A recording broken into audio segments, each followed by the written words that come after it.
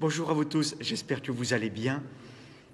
Une pensée plus particulière, une prière pour tous ceux qui sont seuls et pour qui c'est peut-être difficile.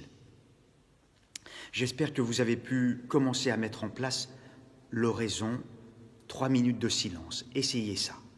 Et puis, le début de la lecture du livre de l'Exode, je vous invite à lire le chapitre 1 et 2 avec la naissance de Moïse et les premiers pas de Moïse.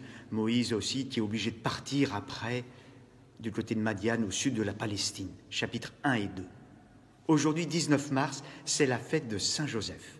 Nous avons donc rendez-vous à la mi-carême en cette année avec Saint-Joseph. Une bonne fête à tous les Josephs de la paroisse. Joseph, c'est un saint oublié. Aucune parole de Joseph dans les évangiles. Saint Joseph, un homme juste, ajusté à la volonté de Dieu. Saint Joseph, un homme de foi qui accueille le projet de Dieu. Saint Joseph, un époux attentif. On imagine toutes les délicates attentions de Saint Joseph vis-à-vis de la Vierge Marie. Enfin, un homme de décision, Saint Joseph. Il part d'abord pour Bethléem, pour le recensement, et puis après en songe, il décide de partir en Égypte, et puis il retournera s'installer avec la Vierge Marie à Nazareth et avec l'enfant Jésus.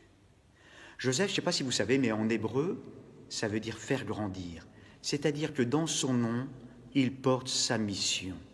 Joseph, le gardien, le serviteur de l'humanité la plus lumineuse.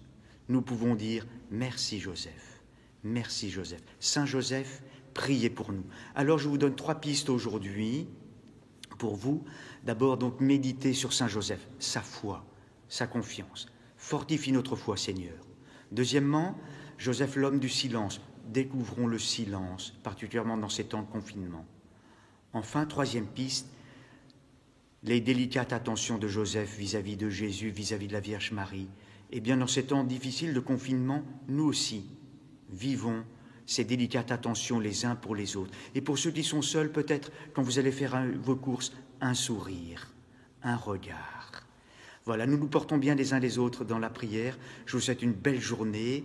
Et puis demain, je reviendrai sur notre étape de la mi-carême. Belle journée à vous tous. On se porte bien dans la prière. À bientôt.